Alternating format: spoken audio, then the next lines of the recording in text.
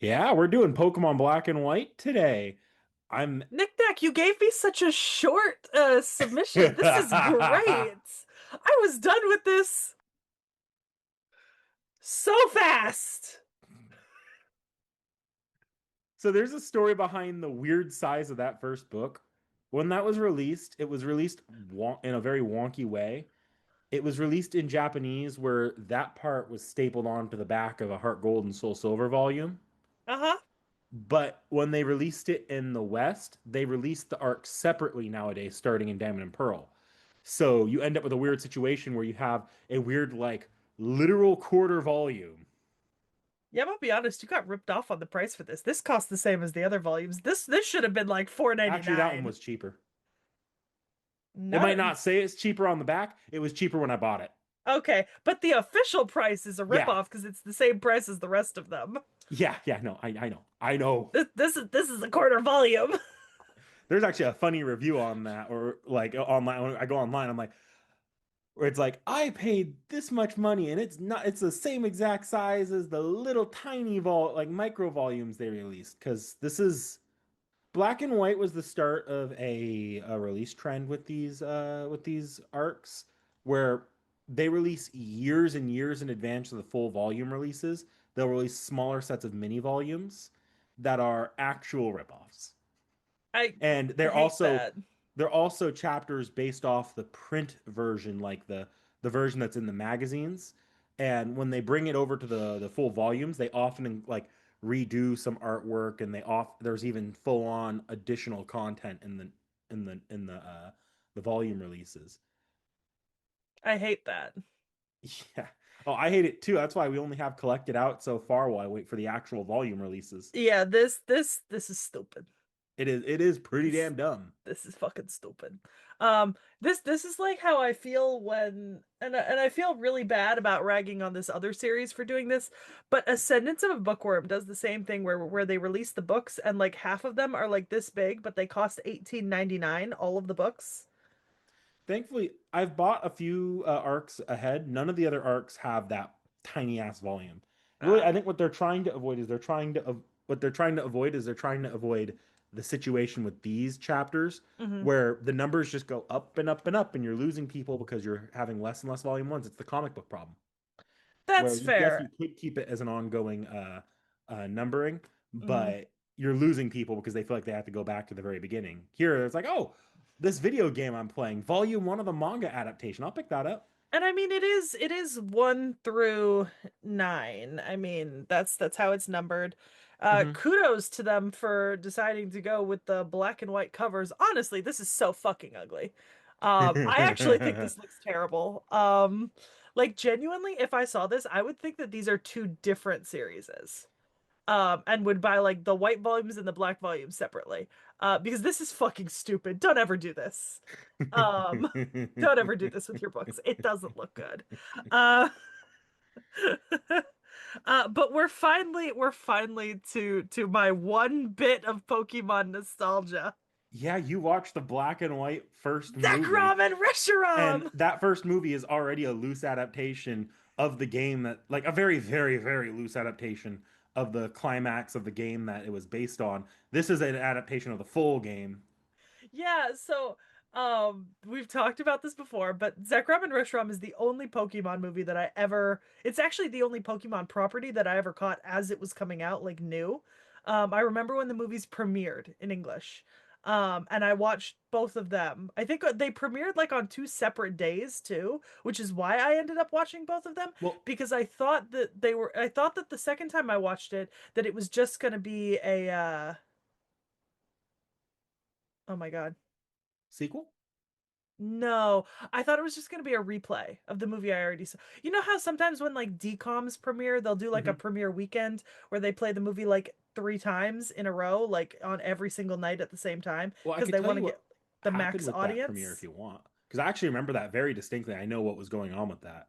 Yeah. So in Japan, these were released as two separate theatrical films that you could pick which one you wanted to go see, black and white.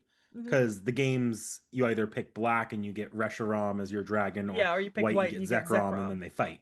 Yeah. Um, and so you could pick your movie in Japan. In the West, we don't really.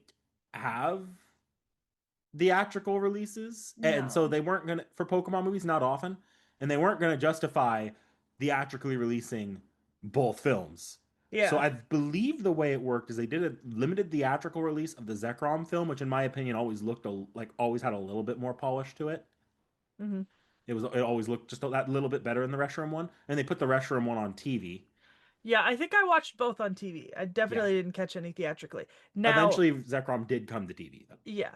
Now, the second part of throwback here.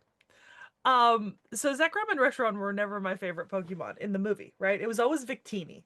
Um, and I don't, you would not remember this because we were not super close friends at this time in our life. But when I was in middle school, I had it was like a GIF image of Victini just going teeny and doing a backflip. And it was the lock screen on my first cell phone.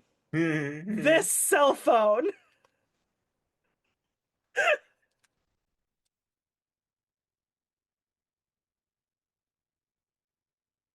Still have the cell phone. It still charges. And when I turn it on, Victini is still there doing his little flip on this phone.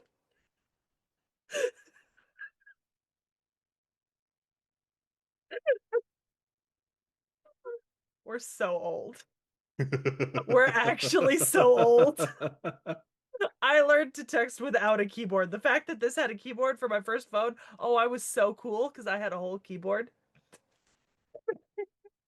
Anyways, that just seemed like a fun detour. Yeah, yeah. So getting into the manga itself, I'll say this is on my end, this is one of the more faithful adaptations of the actual game plot. Like a lot of these game plots, they tend to go very off the rails from by the end. This one, there's very, very few ways in which, like, yeah, obviously it's not one to one the same, but like the general structure of the story is pretty much the same. Hmm. And the vast bulk of the characters feel pretty faithfully adapted. Obviously, the our main characters, Black and White, were mute, silent protagonists in the original, so Yeah, you only get so far. You only get so far with that before you have to take full creative liberties. yeah. Um, but yeah, and so I'm curious. What did you think of this arc? What did you think of this arc? I really liked it. But like I don't think that that's just nostalgia talking because obviously even though I say I have nostalgia for the movies that were based on this, Hmm. I've not seen those movies since they premiered, right? Like it's been a decade. It's been more than a decade since they came out, I think. And so like yes, I remember Zekrom, Reshiram, and Victini and the movies, but I don't remember it well enough to like for that to affect my opinion on like the story itself. Hmm. No, I did just like these. I think I like the longer arcs. I think we've had a couple short ones in the past, but I personally like the slightly longer arcs because I think we get more. And I feel like this didn't have the problem that one of the earlier arcs that we complained about that had like a 27 part final battle climax 2 volume bullshit. Which was really where that particular longer one was like at its worst, it was just final battle part 1, final Final battle dot battle dot part dot two. part 15. This didn't have that same problem. And also, I don't there were like a couple like fun little things that made me giggle, like the gym leader battle with Ceylon, chili, and cress. Because cilantro, chili, and watercress, like those are all foods. One of which I can't eat.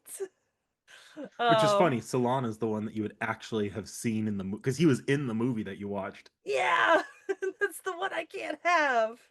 Um, so I thought it was a lot of fun. And it did feel obviously I don't have a ton of experience right now with Pokemon games, like as a general genre of video game. I mean, we're like what, most of the way through Let's Go Hmm. Eevee or About two Pikachu? thirds. Yeah. And then I've played a little bit of two other games. But like, I don't know. I feel like this has a good combination of like the fact that Pokemon is sort of inherently by nature a low stakes kind of like run around, fight other kids show.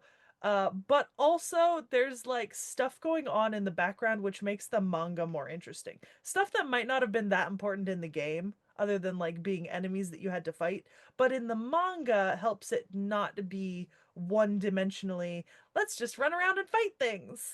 Well, I'm curious, what do you think that was in this arc for you?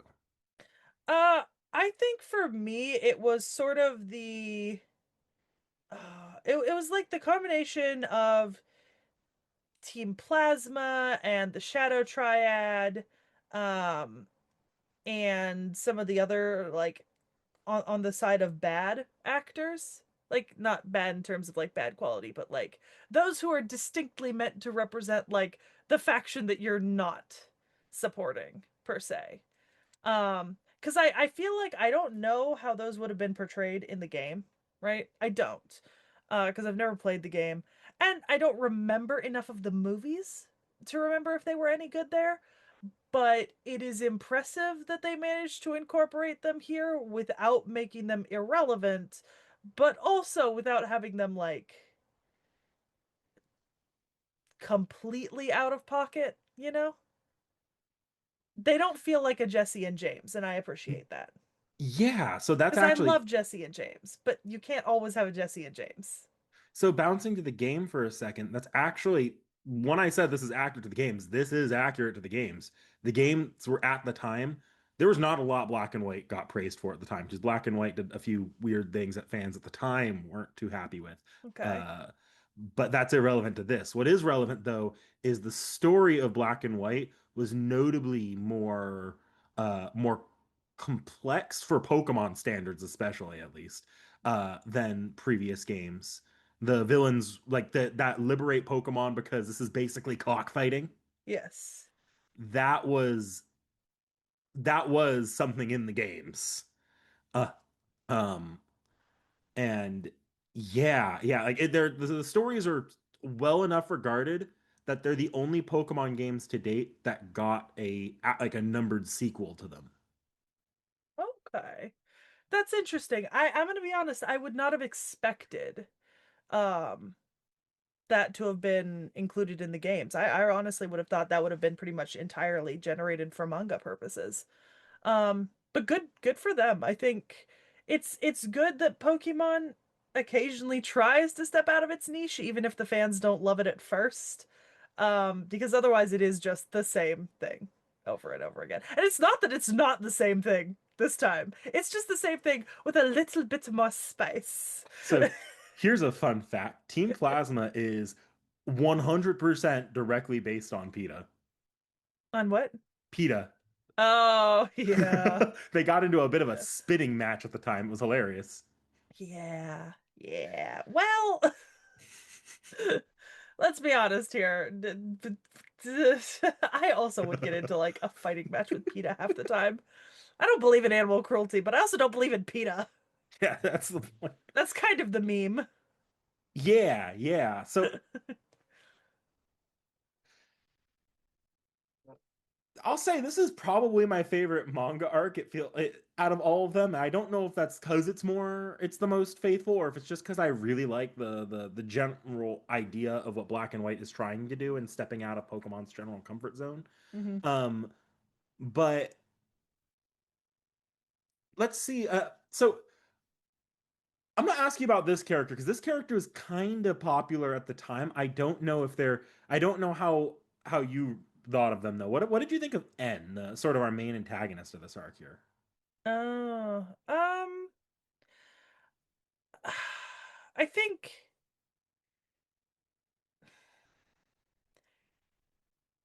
N was N was interesting.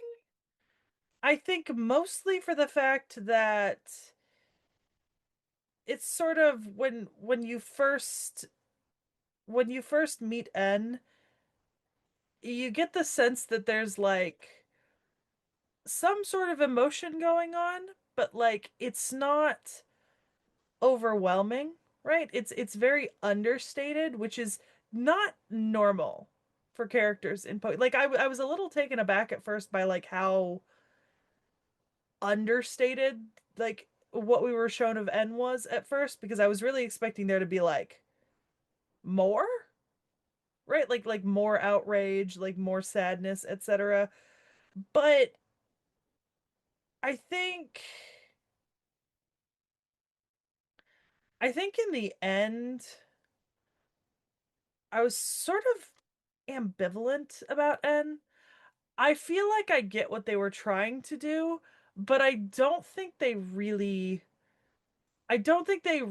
communicated it well enough for a strong payoff in the end. Like that the the whole thing with like the being raised from like a child and basically like groomed could have had a much stronger payoff, but I feel like we didn't get enough, right?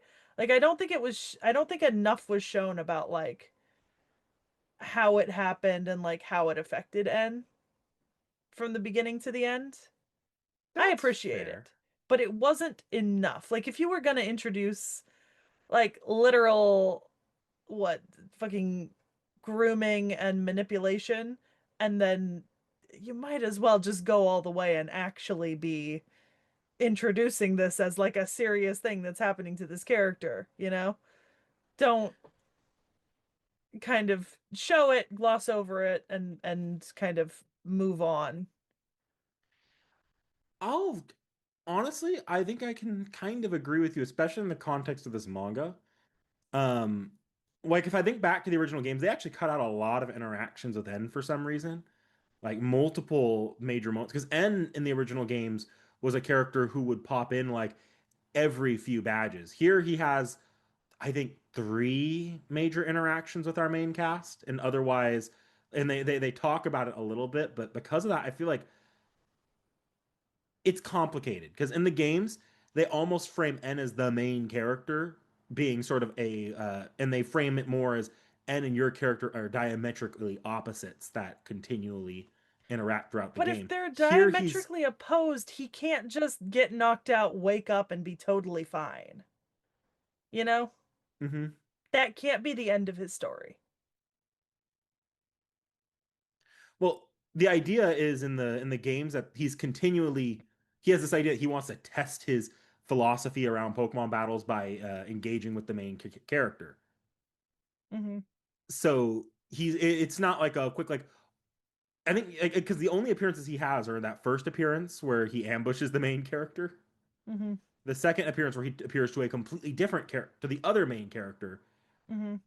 and then before the final battle, I think he appears the champion. So he doesn't really have that like continual interaction with our main cast throughout the manga. It is a lot more limited here, Yeah. and he's not the only character they cut. Like if I move over to Charon and Bianca for a second, they disappear for the bulk of the story, and they're pretty consistently involved in the original Black and White. You feel like you're consistently meeting these characters and seeing different perspectives, and that's one of the weaknesses of this particular arc. I think is it focuses way too much on its main two characters in some ways, and it doesn't really its named side cast doesn't get as much relevance as they did in the original games.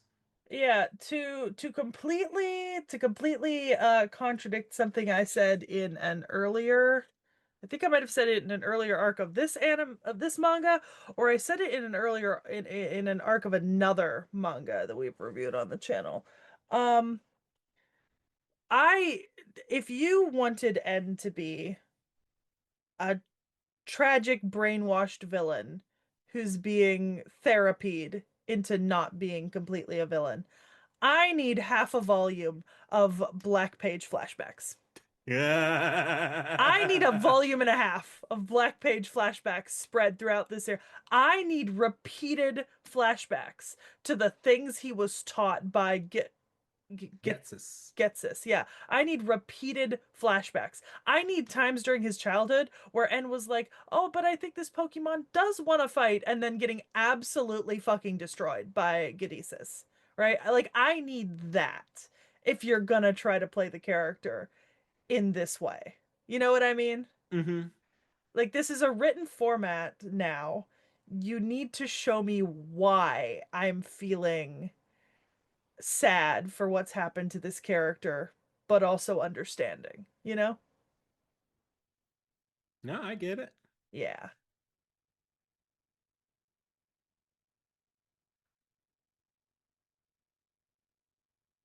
Um, hmm. So here's a funny thing that you wouldn't have caught because we technically have a censored version. You know the scene where the kidnapped gym leaders were kind of like strung up on a pole or on poles? Oh, were they like crucified, They were essentially? actually crucified in the original. Jesus. This is what that's like I can't even make the nickel joke because that's happened in so many anime and manga. And I get that it's because there's like sort of there's like a different sort of perception of like Christianity in Japan because of the way that it arrived in Japan and the way that it spread. But it is absolutely wild to me that crucifixion just seems to be like the go-to for so many series. You know what I mean? Because that is not the case here in the West. Like, we don't automatically go to crucifixion unless it's something explicitly, like, Religious and religiously symbolic. themed. Whereas I feel like in so many manga and anime, I just see people getting fucking crucified.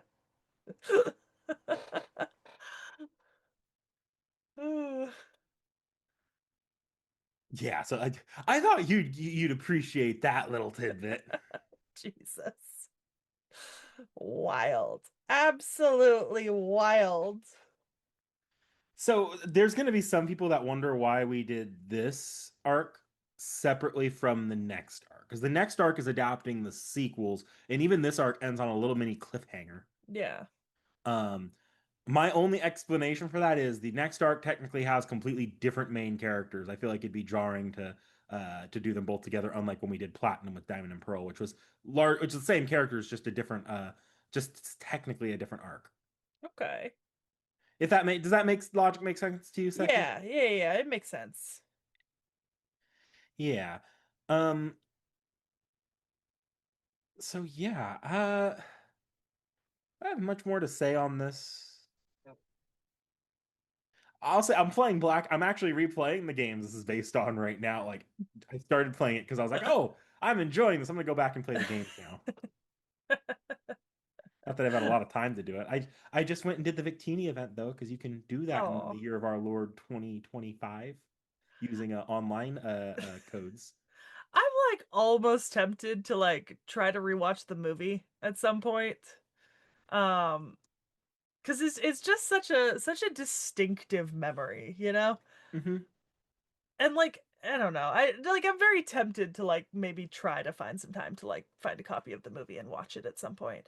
I It's don't the know if only the half decent black and white movie, I'll say that. The other two or three black and white movies are kind of ass.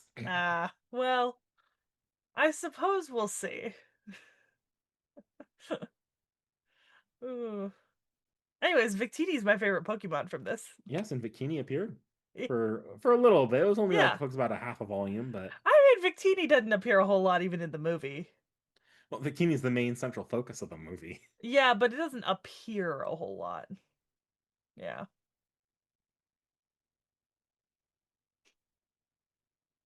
I got nothing else. I'm sorry.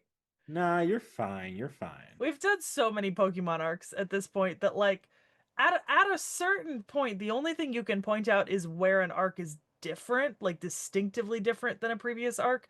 Because like I mean it is all the same story just being told again and again and again, which is not a bad thing. Uh, especially if it's kept interesting. But I mean, my perception of the games has always been that the games are essentially the same game, basically just being remade in different formats with different Pokemon, with very little significant changes other than like maybe changing how the gameplay works or adding a new mechanic. But it's essentially collect Pokemon, explore your way through these worlds, battle the gym leaders until you beat the final gym boss, and there's some sort of shadow organization that's challenging you along with other Pokemon trainers along the way. I mean, there's really only been three Pokemon generations that have ever mixed up the format, being this one with the evil team being a lot more focus on the story. Hmm. Um, Sun and Moon, which we'll get to eventually, but that's the one about abusive parental relationships. And then Scarlet and Violet, which is I don't know how to describe how different that one is, but those are probably the three like actually decent Pokemon stories. Yeah.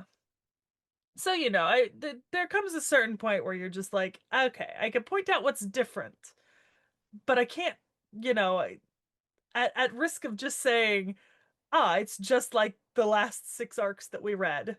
You really can only point out the differences.